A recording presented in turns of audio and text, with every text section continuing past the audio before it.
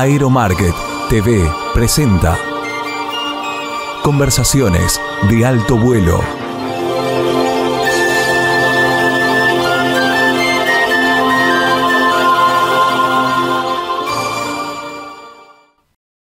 Hola, gracias por estar ahí.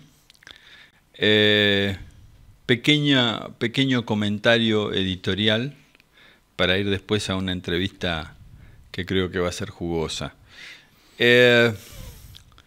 Los drones no saben hacia dónde va la normativa argentina y no saben qué hacer. Todos los países del mundo están detrás del desarrollo de la aviación tripulada y no tripulada, y de estas distintas versiones de aeronaves que muchas empresas están desarrollando con mucho éxito algunas, con fracasos otras, para que una nueva aviación aflore dentro de 20, 25 años. Está aflorando porque hoy en día con los drones se hace una cantidad importante de trabajo aéreo y abre las posibilidades de trabajo a muchas personas, no a los pilotos que vuelan aviones, que también pueden volar drones si hacen los respectivos cursos, sino a un mercado nuevo y a una profesión nueva. Bueno, la ANAC no ha normado adecuadamente el sector como para dar certidumbre a quienes quieren hacer inversión, o si uno sospecha o si uno tiene una lectura un poco más lejana, tal vez para favorecer algún monopolio existente. Esto es muy preocupante. El día 7, el miércoles pasado, en la edición de Aeromarket, que te recomiendo que leas, específicamente en la columna La Semana Aeronáutica, mostramos sobre una demora muy importante que va desde enero de este año a abril, depende si se cuentan días hábiles o días corridos, en compatibilizar normativas. 2 días después la ANAC sale con urgencia a resolver este problema y lo hace mal, emitiendo una normativa, una resolución que no sirve absolutamente para nada, que crea incertidumbre y que ha llevado a la industria a protestar.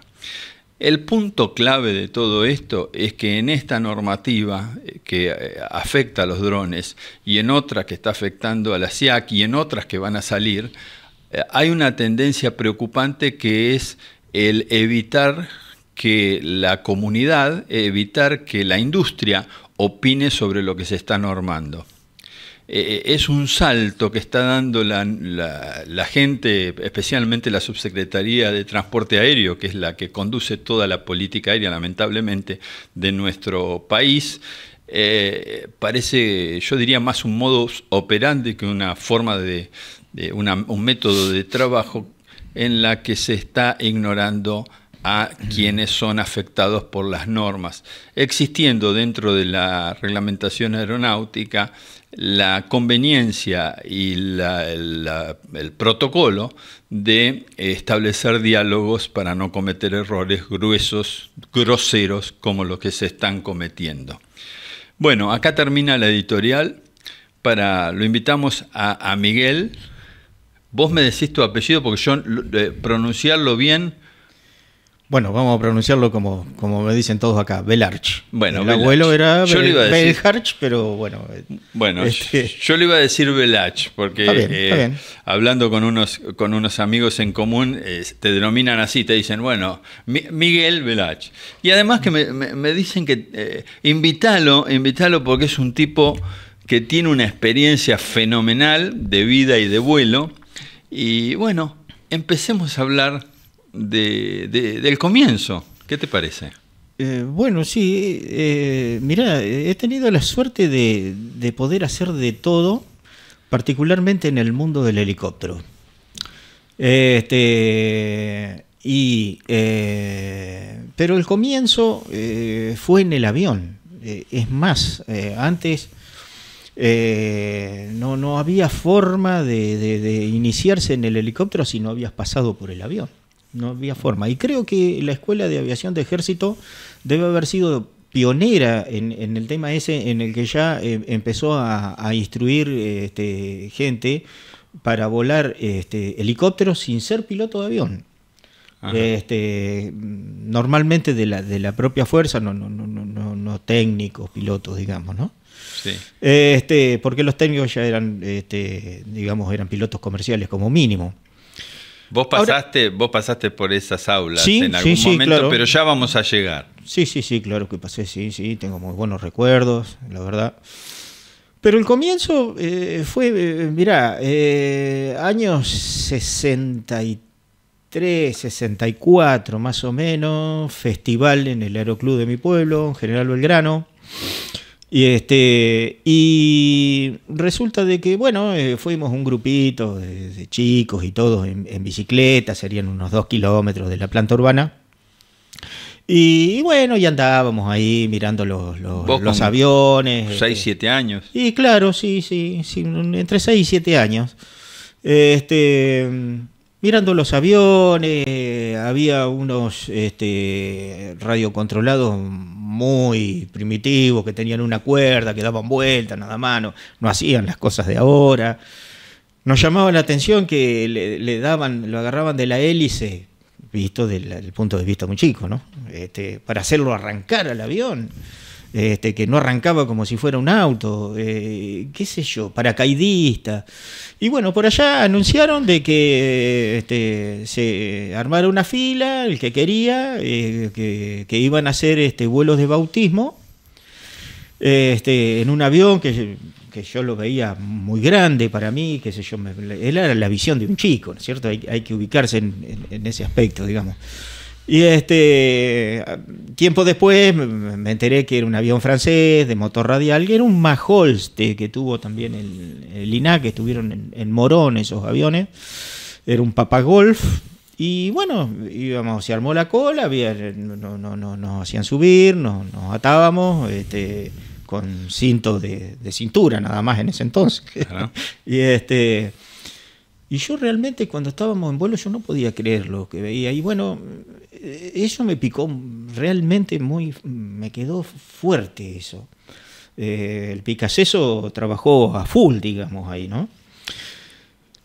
A tal punto... Muchas veces hablando con algunos colegas que pasan por acá, así, con una vida intensa en la aviación, hablan del amor a primera vista o el bichito. Sí, exactamente. Digamos que ese vuelo fue el que inoculó el bichito de la aviación, sin duda. A tal punto que estando en el secundario, traté de hacer lo imposible, trabajaba en varias cosas y hasta que el instructor del aeroclub era, como decimos en el interior, un fumigador, no le decíamos aeroaplicador, el fumigador. Y era el instructor del aeroclub, así que trabajaba para él en el equipo de tierra, lavando obviamente el avión, cargando combustible, haciendo de banderillero, haciendo de todo, y poniendo para poder volar el sábado o el domingo, ¿no? En el PA-11 había un PA-12, perdón, un Col, un PA-22, y años después se incorporó un Tomahawk, que ya era algo, comparado con el resto, era una máquina de la NASA por poco. Y bueno, y ahí empezamos. Termino el secundario y siempre por la tuya, la sí, familia. Sí, claro. Sí, la familia nada, porque yo era menor de edad y obviamente, si habré falsificado alguna firma en el boletín del colegio, yo digo, ¿por qué no en este caso la autorización de mis padres? Y bueno, y largamos. Ya prescribió, así que... Sí, claro. De todas maneras, ahí seguimos y bueno, ingreso a la policía. Y la idea mía era entrar en el escuadrón aéreo. Esa era la meta, realmente. Y porque ahí había helicópteros. Y yo veía que el helicóptero... A ver, ¿vos entraste a la policía por una vocación policial o por una vocación o por un camino que se te podía abrir? Después, muchos años después de estar en la policía, puedo decir yo tenía vocación. En el momento, vocación para la policía no había. El avión, las aeronaves eran lo que a mí me llamaba. Y tenían aeronave y dentro de las aeronaves había helicópteros. Y yo veía que el helicóptero era la máquina del futuro. Y lo era. Pero bueno, estábamos en el país equivocado. Lamentablemente, ¿no? Pero bueno, las cosas con el tiempo me salieron bien, así que... Contame esto, te interrumpo acá un segundo nomás. Policía, helicópteros, ¿qué máquinas estamos hablando? Y bueno, yo cuando llegué en el año fines del 79, estaban los BO 105 nuevitos, y es más, a mí me estaban dando posesión puesto en la secretaría, y llegó el último, justo llegaba uno que estaba en el contenedor y lo estaban sacando del contenedor. Ya una máquina con turbina, con una Allison tendría... Tenía dos, era bimotor. Dos Allison, sí, fue el primer bimotor ligero, digamos, ¿no? Que hubo en el mundo. Ya los que recibimos nosotros no tenía, primero acá tuvo Policía Federal y el Ministerio de Bienestar Social, pero era con un motor chico, estaba demasiado justo, medio a corto, digamos, en materia de potencia. Ya nosotros ya recibimos con los motores intermedios y después ya con los motores con más potencia, más grandes. ¿Siempre fue dentro de Allison, no? Siempre dentro de Allison, hoy Rolls Royce. Claro, Rolls Royce. Entonces, bueno, se exigía en ese entonces que para estar en ese organismo había que ser oficial del agrupamiento comando, ¿no? O sea que había que implicaba pasar por la Bucetich. Estamos hablando de Policía Provincia de Buenos Aires. Policía de la Provincia de Buenos Aires, había que pasar por la Bucetich entre 2 y 3 años. Obviamente aprobar todo, recibirse y después pasar por algún destino, el que fuere, y tener como mínimo la licencia de piloto privado de avión, de helicóptero, de planeador, de algo. O sea, había que demostrar, ¿no?, que uno tenía vocación, digamos, por eso. Vocación y capacidad. Y capacidad para hacerlo. Entonces, bueno, ahí me recibieron. Era muy poca la gente. Había en ese entonces, que yo llegué cuando se incorporó el 5º helicóptero. Antes hubo otros helicópteros, ¿no?, de pistón y de reacción. La Policía de la Provincia de Buenos Aires tuvo en el primer helicóptero que hubo en el país, y no sé si del mundo, con motor de reacción sin rotor de cola. Ah, que fue un Hughes. ¿No? El Chin era un helicóptero francés que algo estrambótico sí lo hay. Porque resulta de que al no tener rotor de cola... No era contrarrotativo. No, pero el par lo contrarrestaban sacando el escape del motor por las punteras de pala. Sí. Como rascarse la oreja, sí, más o menos. Sí. Algo complicado. Muy francés. Muy francés, por supuesto. Muy francés. Algo raro, después te mostraré, tengo alguna foto por ahí de algunos de mis antecesores. ¿No tenía como unos conitos en la puntera de ala, no? Claro, porque por ahí estaba el escape y de esa forma se contrarrestaba el par de fuerza, digamos, claro, que originaba el rotor girado para un lado, el fuselaje para el otro, pero ellos lo contrarrestaban de esa forma. Y después con paso de pala y un timoncito se hacían los giros en estacionario y eso. Pero eran helicópteros en el cual había que estar muy habilidoso con la autorrotación, claro, porque estaba acá a la vuelta de la esquina la falla. A mí me contaban los mayores que en un vuelo a Bahía Blanca salían de La Plata, hacían 20 o 25 millas y ya estaban haciendo la primera autorrotación. Era una cosa tremenda. La tecnología se ve que no prosperó. Y no, porque obviamente no siguió. Todavía se puede ver en YouTube alguno que tiene alguno y que lo ponen en marcha, pero una cosa tenebrosa realmente que mete miedo de verdad. Sí. Bueno, así que empecé con el avión. Automáticamente el avión más chico que había eran 2 Cherokee Lance, un motor de 300 caballos, 6 plazas. Y me habilitaron al avión, y ahí nomás, 3-4 meses, me mandan al entonces INAC, a Morón, a hacer la comercial de avión. Bueno, tuvimos un año ahí entre pito y flauta, porque yo agarré la parte teórica, ya digamos la segunda fase, de mitad de año a fin de año, y al otro año había que hacer el curso práctico. Termino el curso práctico, creo que hago unos 2 vuelos, y me mandan ahí, todo fue muy rápido, en comisión, a becado a Campo de Mayo, a la aviación de ejército, a hacer el curso de helicóptero. Nuestra querida división Instrucción de Vuelo. Bueno, esa época fue de la aviación de policía, de mucho reacomodamiento, había mucha gente grande que por distintos motivos, pilotos muy veteranos, con mucha experiencia, que se fueron y quedamos la perrada, como se dice en el ambiente, y nos encontrábamos que estábamos demasiado crudos. Entonces hubo muchos que mandaron, algunos fueron a Fuerza Aérea a hacer el curso, el CEPACH, otros a Ejército, en fin, y bueno, volvimos y habilitación al BO 105. Y arrancamos hasta el día de hoy. O sea, convengamos en que yo me retiré de la policía por haber cumplido los años de servicio requeridos, 30 años. Ya hace 18 años que yo me fui y bueno, me he echado también parte de la experiencia de policía con la empresa privada. Y bueno, de la cual aprendí infinidad de cosas que me fueron extremadamente útiles después en la función policial.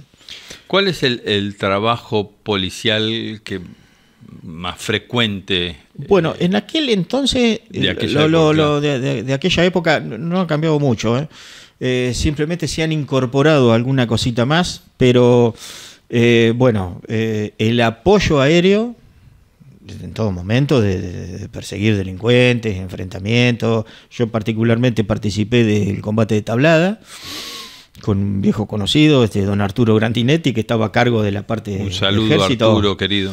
Tengo una historia con Arturo que después te voy a contar, que increíble. Tablada, claro, fue Tablada ya en época de democracia. Sí, claro, en época de democracia. Y el general era comandante de aviación de ejército en esa época. No, en ese entonces era mayor. No, me parece que mayor o... No, porque fue teniente coronel conmigo. O teniente coronel, y por ahí le andaba, era oficial jefe ya. Ajá. Era oficial jefe. Y no sabes el briefing que nos dio para trabajar en conjunto, porque yo estaba en una configuración de ambulancia. Al lado de él se aprende. O se aprende. Sí. No había muchas alternativas. Sí. Y bueno, yo estaba con un helicóptero ambulancia, después vino otro, y a su vez también por ahí hacíamos apoyo logístico, en el cual había que ir a buscar armamento a arsenales de policía, traer más municiones, en fin, pero todo mechado. O sea que éramos 3 helicópteros que estábamos evacuando gente. Yo, por ejemplo, antes íbamos a entrar, qué sé yo, a un policía herido, por ejemplo, en acto de servicio, y había que entrar en el Churruca, y qué lugar terrible, o el Hospital Militar Central, también lo mismo, qué lugar terrible. Bueno, en el Hospital Militar Central llegamos en esa oportunidad de entrar de 2 helicópteros a la vez, y en el Churruca 3. Hablando de acá de Luis María Campos. Claro, tal cual. No el de Campos. No, el de Luis María Campos, acá en Palermo. Bueno... Y a mí el helicóptero siempre me atrajo mucho, porque como me hice en un ambiente medio pirata, digamos, el de la fumigación, se volaba bajo. Y el vuelo bajo siempre me atrajo, pero básicamente lo que más me atraía era el helicóptero, porque prácticamente no hay nada que no pueda hacer el helicóptero en materia de vuelo. Nada. Todo puede hacer. Y realmente el rescate de alguien que la está pasando mal es impagable. La satisfacción. Es un bálsamo para el alma que es increíble. Realmente uno se siente muy útil. Es una cosa increíble. Lo hablábamos con Boogie Forgan el otro día. Y bueno, vos has sido también muy compinche. Juntos iniciamos la operación con el SAME, con Boogie. Nada más que él hizo el primer día y yo el segundo. Pero bueno, sí, ya lo veníamos. Pero... O sea, en esta etapa en esa etapa de tu vida vos tenías trabajabas en los dos sectores. Exactamente. Ajá. Sí. Bueno, después con el tiempo, el gobierno de la provincia incorpora helicópteros Robinson.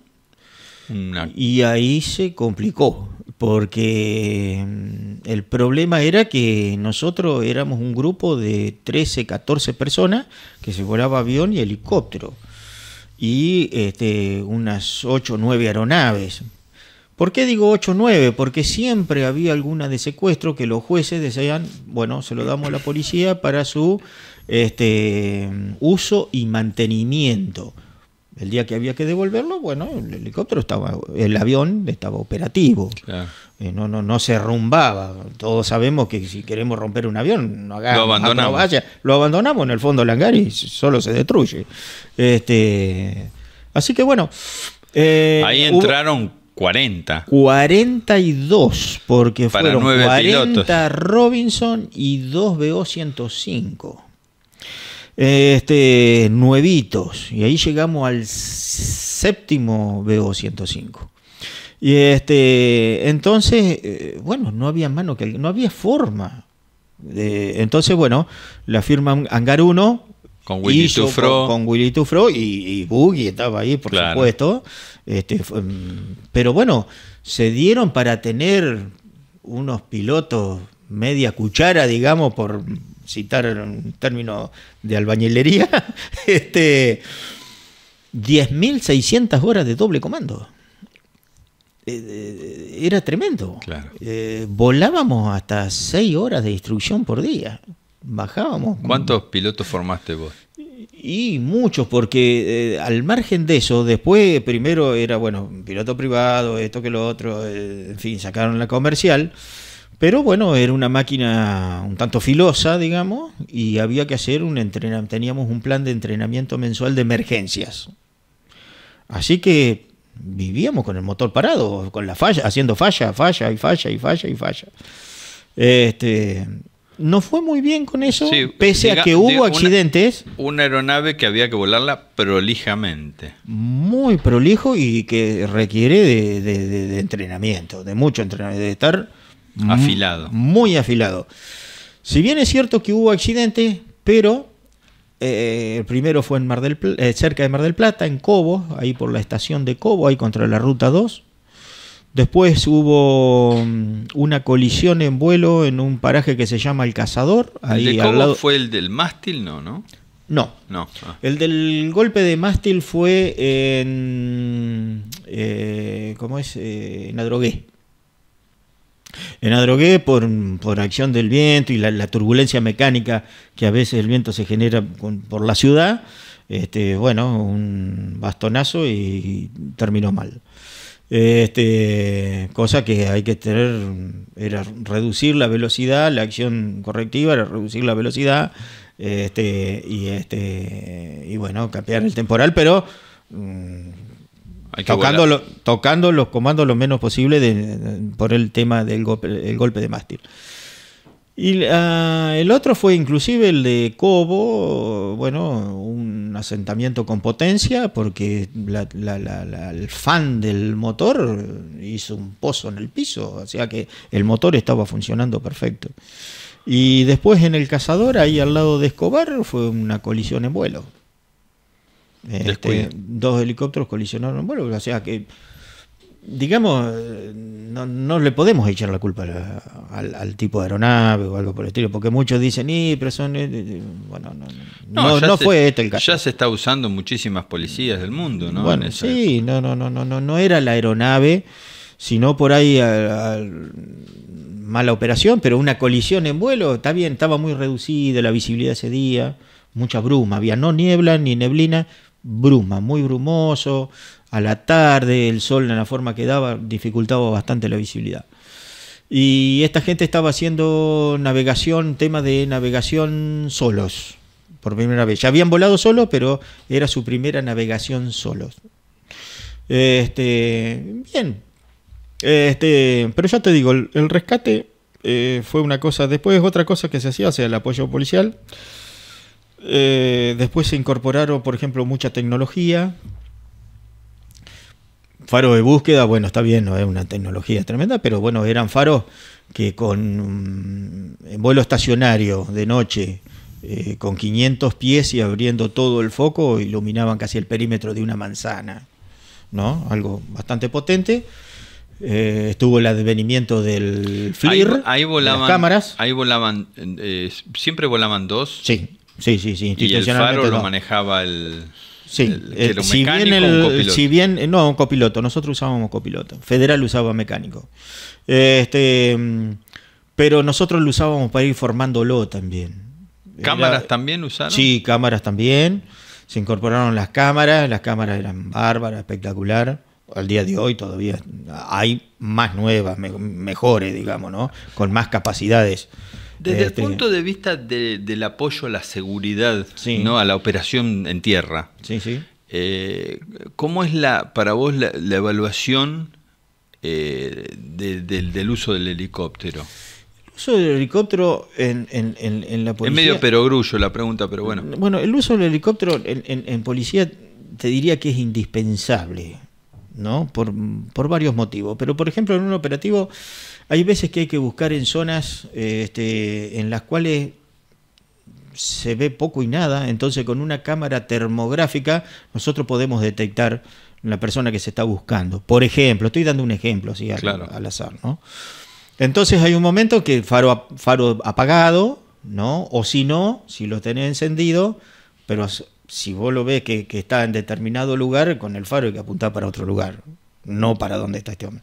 Entonces hay un momento que por radio se manda que todo el mundo se pone en X, como se anda haciendo como una X, y el que no se puso en X, claro, le van a caer todas. Claro, claro. Es el que estamos buscando. Claro. Es como un identificador amigo-enemigo, un IFF, ¿no? Una cosa por el estilo. Sí, como un protocolo. Una especie de santo y seña, digamos. Sí. Pero bueno. Y en fin, después hay muchos requerimientos judiciales de todo tipo. Y también, ¿por qué no el rescate? Y bueno, y se incorporó también rescate, teníamos con grúa también, que acá en la provincia no ameritaba, no se usaban, se terminaban venciendo por la falta de uso, sí, nueva. Y se ha incorporado también ahora el tema de incendios. El tema de los incendios es todo un tema en este país, y hay inclusive lugares de la provincia de Buenos Aires que son delicados, delicados, como por ejemplo ciertos lugares de la costa, el delta, todos los pastizales de las sierras de la zona de la Sierra de la Ventana, qué sé yo. Además mucho viento ahí, ¿no? Y el tema del viento y el incendio es una cosa increíble. Así que bueno, pero la actividad, y al margen de eso, traslados también de personal jerárquico. Antiguamente, en mi época, también transportábamos al gobernador de la provincia de Buenos Aires. Eso después, en el segundo gobierno del doctor Duhalde, incorporó muchas aeronaves a la aviación de la gobernación, y ya dejamos de hacerlo. Esa actividad ya no fue un problema para nosotros, digamos. Hoy hay mucho, lo poco que está volando me parece que vuela para el gobernador, según me protestan algunos muchachos. Sí, lo que pasa es que la gobernación está tanto diezmada, digamos, ¿no? Está diezmada. Y bueno, 2x3 policías salen salvaguarda, digamos, del sistema. Claro. Me acuerdo de la época en que María Julia Vidal llevó a la gente de la dirección al ámbito policial. Claro. Por el tema gremial, ¿no? Y el tema gremial la complicó, claro, digamos. La complicó al punto tal de que a la gobernadora la han dejado acá en el aeropuerto de Dinesa, estar a punto de subir y cerrarle la puerta, echar llave, porque tenían una reunión gremial en Apla. Pero bueno, qué sé yo. Honestamente, si me preguntan, ¿usted lo haría?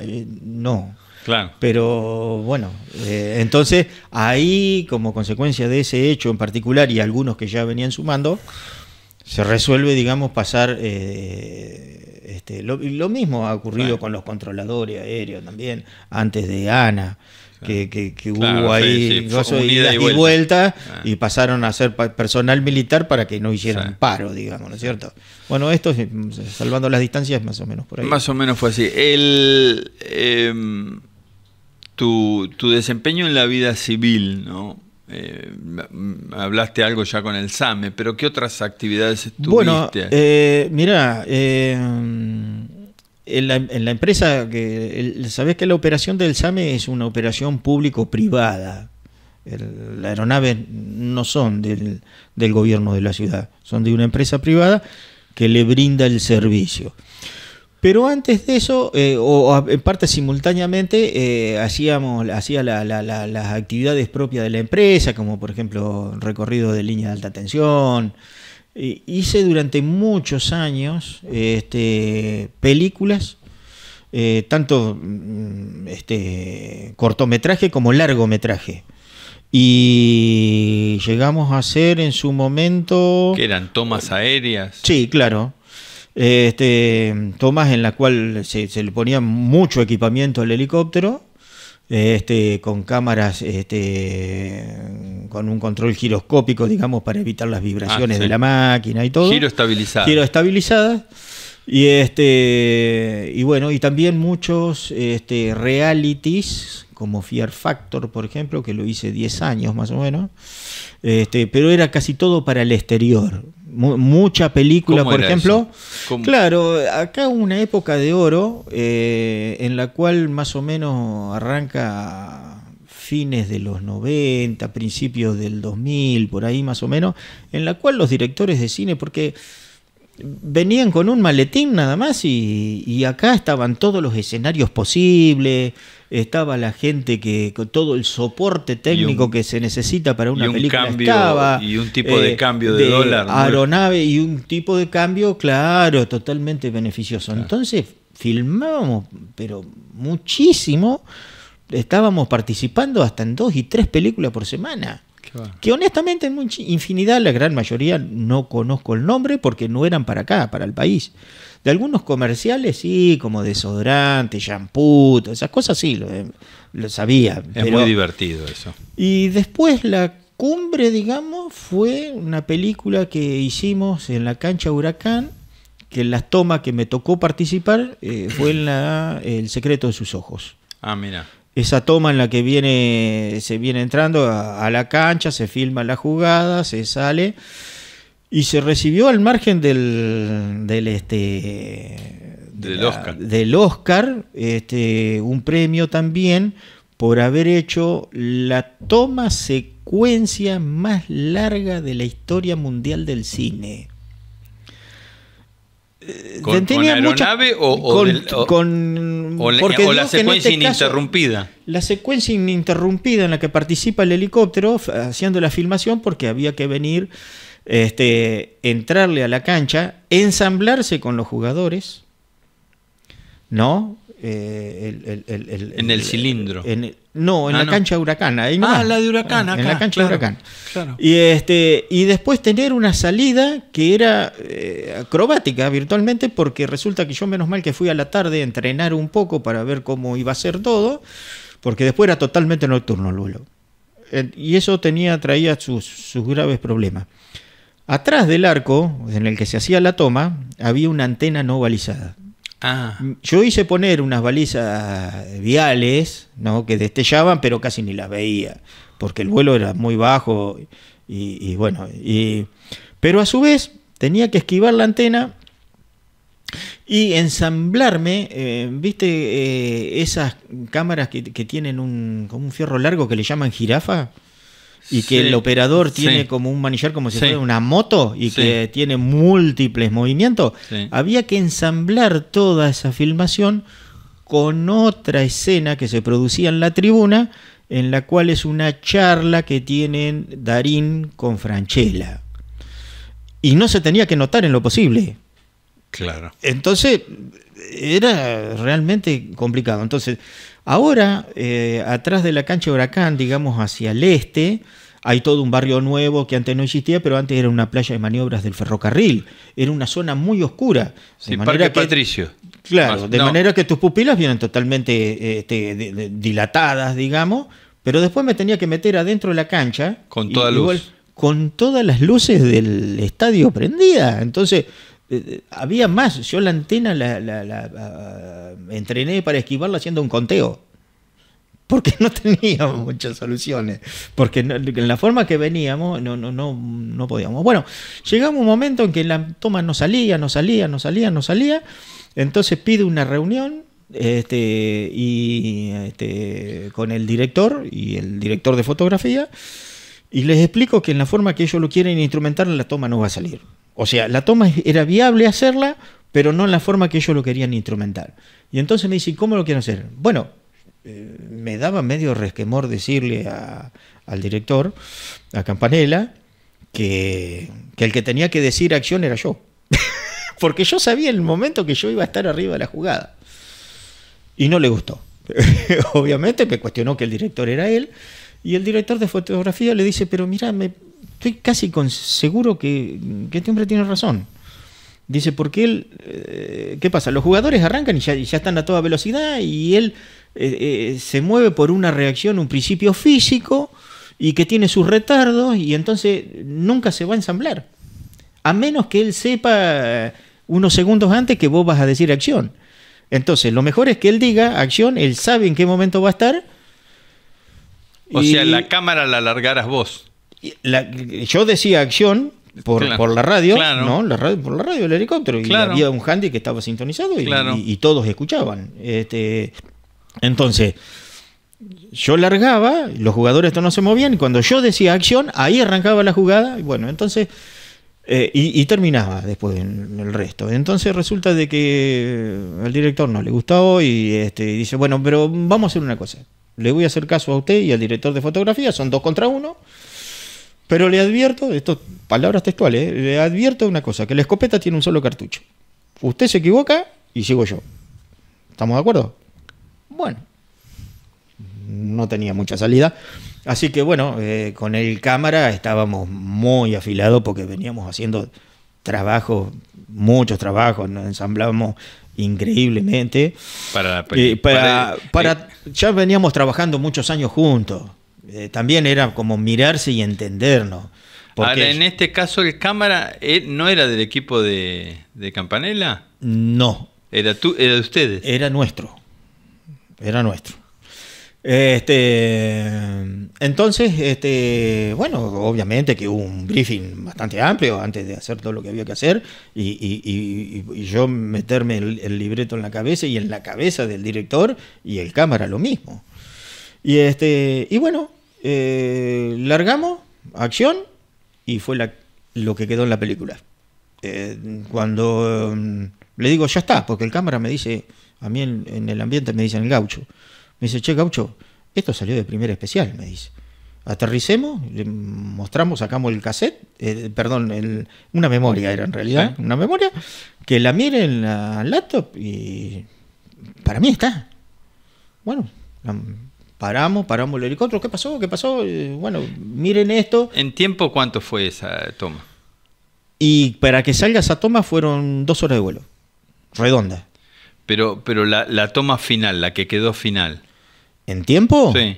No, llegarán 30 segundos, 40 segundos. Es muy rápido. Es muy rápido porque ya te digo, yo entraba, no sé si vos tenés más o menos la cancha, pero hay un cartel luminoso muy grande. Yo pasaba por al lado del cartel, picada, la entrada a 2 metros del piso. Cancha llena. No. No. No sé si tengo que decirlo a Bueno. esto, pero bueno, vaya, está también desde hace muchos años de esto. No, todo el público se puso en forma digital. Ah. Trabajo muy bueno que se mandaron porque uno no se da cuenta. Realmente yo la miré 1000 veces y no me daba Bueno, realmente cuenta. Pero yo lo sabía. Es la obviamente, magia. porque Es la magia de la es la imagen. magia del cine, claro, Sí. tal cual. Y bueno, lo miraron y el director dice, no se habla más. Agarró una botella de champán y se fue a descorchar al centro de la cancha y festejaba. Yo dije, bueno, estamos aprobados. Y esa secuencia vos decís que es la más larga. Claro, Y no requirió edición en la secuencia en sí misma. No. Hollywood hizo hasta una mención muy especial sobre el tema ese, porque no hay, ya te digo, porque había que hacer muchas cosas. Había que entrar, ensamblarse con los jugadores, ¿no? Filmar toda la escena, Los porque jugadores sí los tipos estaban. arrancaban del medio campo, los jugadores sí estaban. Y arrancaban del medio campo en una jugada, un pique bien lanzado. Y tirar al ángulo derecho, o sea, vendría a ser el ángulo izquierdo del arquero, y nosotros ahí pasábamos el giro, ¿no? Un giro que pasaba a los 60 grados de inclinación ampliamente, y ensamblarnos, dejar todo listo para el ensamblaje con la escena que seguía después en la tribuna. Ahora eso no se va a volver a repetir porque hoy se hace con dron. No sabés qué pasó, claro, no había drones. Ellos habían pensado en poner un cable y con un motorcito llevarlo, pero todo esto obviamente no iba a ocurrir. Se iba a perder muchísimo. No iba a ser así. No iba a ser así. como salió. Pero bueno, estas son cosas que no existen más. No volverán. El dron, digamos, nos sacó el trabajo que hacíamos nosotros. Claro. Y aparte la calidad de las cámaras, los drones también, cambió todo. La tecnología cambió. Aparte el dron no se mueve, está estático, te lo podés tener, en fin, podés repetir 1000 veces la escena a un costo increíble. Ah. ¿No? Ni hablar de los riesgos. Claro. Ni hablar de los riesgos. Y bueno, así que fui haciendo todo esto. Y ahí la máquina que estuvo involucrada fue un BO-105. Un Bell 205. Un BO-105, sí. Un porque Volco. es Sí, un vuelo, sí. claro, es un Volco, porque resulta que es vuelo sobre ciudad y reunión de personas. Claro. De manera que el bimotor, Bimotor, claro. tenía que ser bimotor como mínimo. Claro. Así que no cabía otra cosa. Bueno, mira, vamos a hacer una cosa. Vamos a ir a un corte.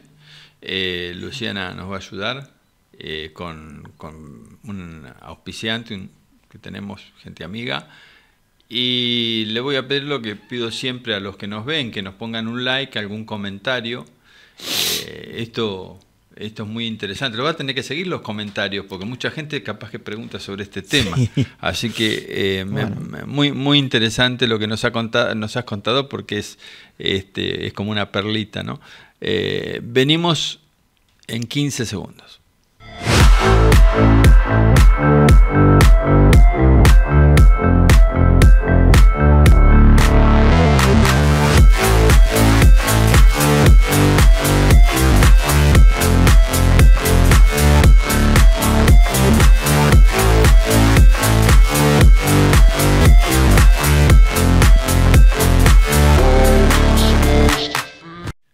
Bueno, estamos de nuevo.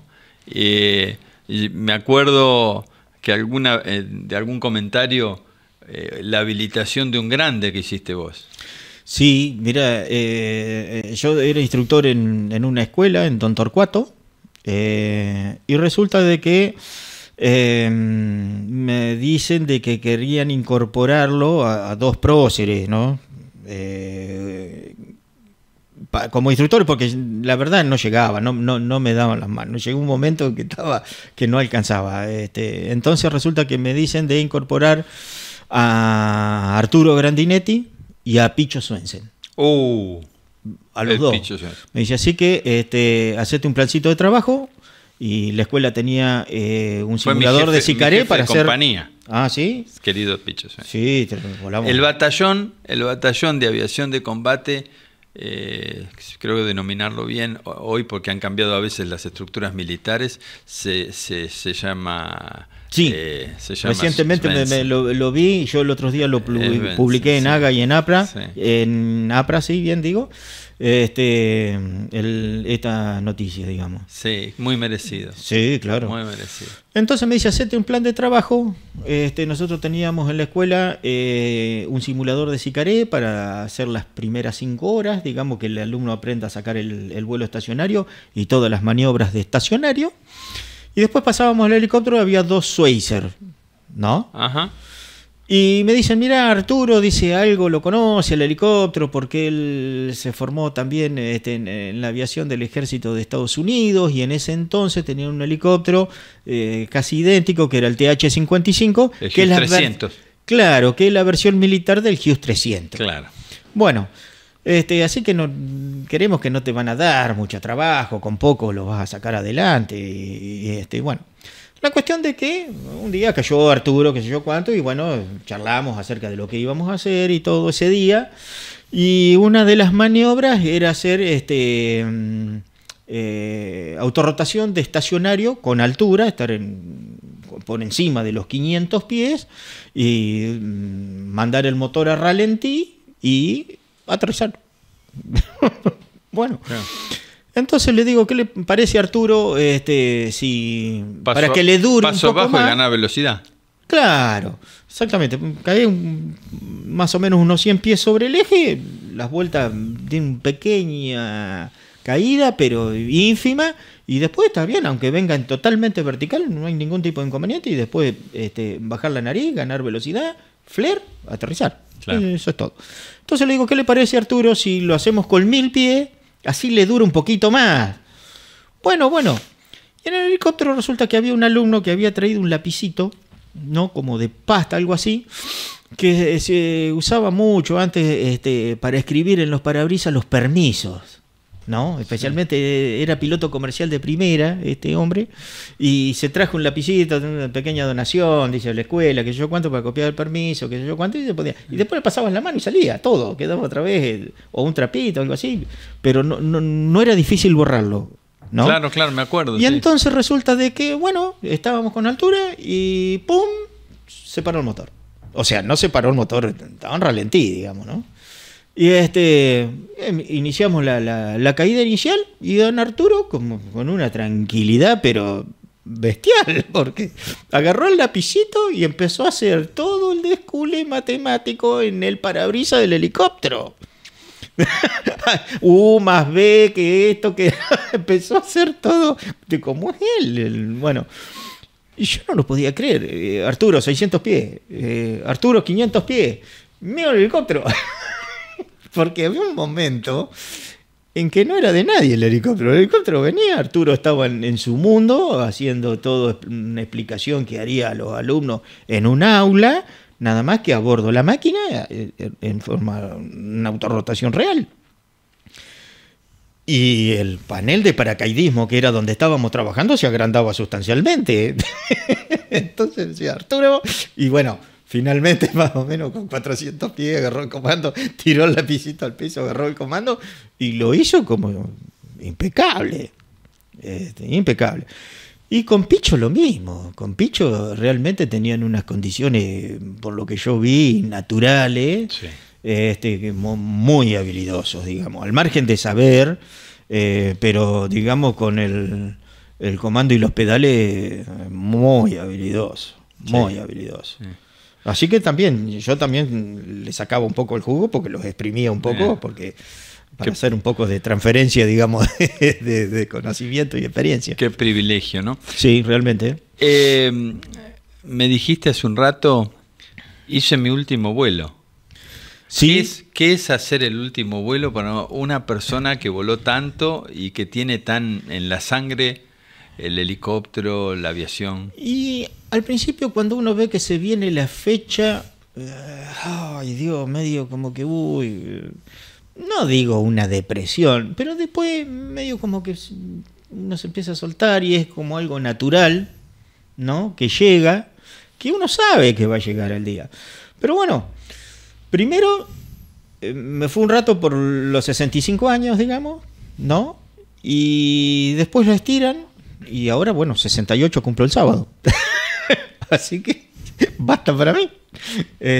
Así que, bueno, veremos la empresa que me dice, pero probablemente me diga muchas gracias por los servicios prestados. Capaz que te aprovechan algo. O no sé. Sí, de hecho que siempre me consultan por muchas cosas, en particular Claudio San Pedro, que es el director general del Grupo Modena.